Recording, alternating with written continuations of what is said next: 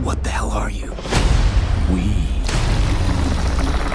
are Venom.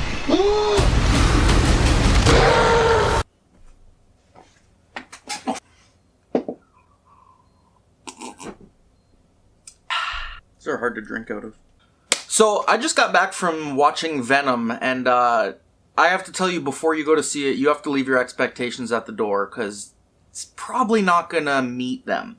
I'm gonna do a short, kind of spoilerless review where I just talk about what I liked and what I disliked about the movie, and then I'll get into a spoiler section. I will definitely put something on screen that lets you know that I will be spoiling some of the movie. First and foremost, I thought the CGI was done really well. There were some scenes where the symbiotes kind of liquefied and they would kind of fight, and you get them mixed up because Venom is black and Riot, which is the bad guy in this movie, is kind of gray. So you'd kind of get them mixed up and it would be kind of jumble. It was something, but I thought overall the CGI was really good. So I thought overall the CGI was done well.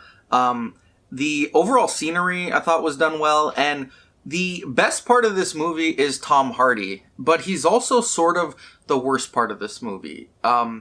So I've sort of talked about those positives. Tom Hardy's a great actor. I like Tom Hardy, and that's why I'm probably not going as harsh as I could be. So the things I disliked about Tom Hardy's performance, his voice, it kind of reminded me of Ryuk from Death Note. I don't know if you guys have seen that, the Netflix series, which was awful. Don't watch it if if you're thinking about it. Decide who dies. You obey me. Those are the rules. And who do you think wrote the rules? The way I see it, we can do whatever we want. But yeah, it kind of reminded me of the voice from that. And there was different tonage. Like, there would be a fairly serious moment with dramatic music that then Venom would make like an offhanded joke. And some of the parts where I found the audience and I were laughing, I'm not sure were intended to be funny. There were a few scenes that just seemed like it was supposed to be emotionally dramatic, and it just kind of fell flat and had everybody laughing at how corny it was. I thought overall the plot and the script was very generic. This is kind of like what I would call a 2000 Spider-Man Venom movie implanted into 2018. It was very generic. The bad guy was generic. I thought Riot overall, like, it was kind of cool. He was bigger than Venom, and you sort of find out that Venom in his universe is like weak and pathetic, and he's a loser. So it's kind of cool that Riot is bigger than him. There are some cool things that if you look further into them, they really draw, they give more to the story. But there are certain things that just really fall flat when it comes to plot and the script. So now I'm going to get into spoiler territory. So if you guys do want to watch the movie and don't want spoilers, I completely understand you guys clicking off. Definitely come back after you see it and let me know what you thought, because I really like hearing what you guys thought in the comments. What I will tell you is I find this movie so generic that spoilers wouldn't really ruin it for you. There's no twist ending. There's nothing that really happens in this movie that you're like, oh my god, I didn't expect that. I mean, I guess the one thing, I was waiting for Spider-Man to show up, that I felt like it was missing that. And I know they're kind of trying to build a Venom verse, so just a universe for Venom. But I just felt it lacking without Spider-Man. And I guess I sort of knew he wasn't going to be in this movie, but I still kind of wanted him to be. So that fell short on me. Aside from that, there's no spoilers that, like, if I saw a spoiler review before the movie, I don't feel like anything would have been ruined. I felt like regardless, it was a generic, it was just a kind of generic introduction to Venom. Most of what I liked, I talked about already. Most of what I disliked is going to be in this spoiler half.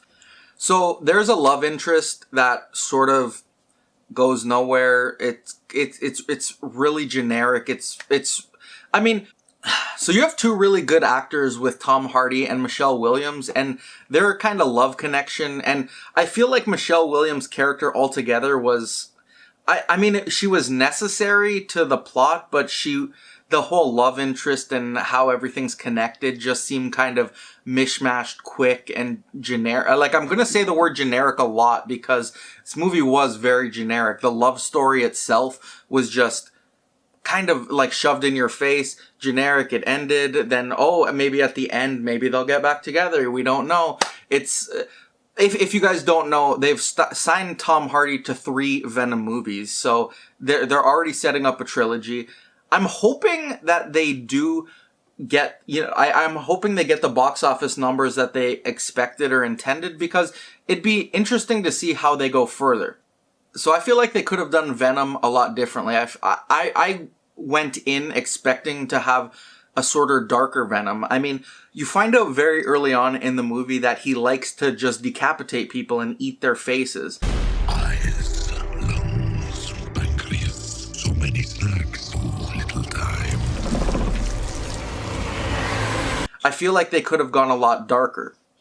It almost seemed too light for some of the things that were happening in the movie. One second he was literally decapitating someone, eating their face, and the next he was just making an offhanded joke. And it was such a, like, my emotions were like, what? Like, these things don't correlate. These things don't match. And I feel like they could have gone a lot darker. Venom is a really dark villain. And I don't know. I just feel like they just made him like a generic kind of happy-go-lucky dark Spider-Man. And that's where it fell flat. The one thing that really angered me about the movie is, Venom at the start is all about, it sucks that, my race of people is going to come here and destroy this world. And then by the end, he changed his mind, but we don't really know why. There's not really there's no explanation to his motive. There's no explanation to why he just flip-flopped. And I know there are hints throughout the movie, but I feel like it should have been made more obvious. Like, I've grown to love humanity. I've grown to love humans. To me personally, my takeaway from it was that, he was a loser on his planet, and on this planet he was sort of super. He was a super villain or a superhero or an anti-hero, whatever you want to call it. So at that, but you really have to search for those answers. They're not very obvious. And I don't know. I feel like when you go into a superhero movie, it's one of those movies you don't want to think about a lot. You just want to go and have fun. And yes, this movie had fun moments, but altogether, looking at all the plot holes and looking at all the things that I feel like went wrong, overall, it was a fairly good experience. I would say this is a 5 or 6 out of 10. 50 to 60%. I personally would wait to go, I wouldn't go see it in theaters just because I don't know, it's lacking. To me, it's lacking. I wouldn't pay to see it again. I wouldn't recommend people go and pay full price to see it, but that's just my thought. If you guys did see the movie, let me know what you thought in the comments down below. Sorry I move my hands a lot, I'm Italian. But click the subscribe button, click the bell icon because you want to be notified. I put up 2 to 3 videos a week. I'm doing my best to be consistent with uploads, and if you guys want to see me do a specific movie breakdown, leave it in the comments down below. And yeah, I hope to see you again next time. Bye. Guys, one thing I forgot to mention while recording, there are 2 after credit scenes that you should stick around for. The mid one is a hint at Venom number 2, which involves Carnage, and the second one is a clip of Spider-Man Enter the Spider-Verse, which actually I'm really excited for. It looks really good.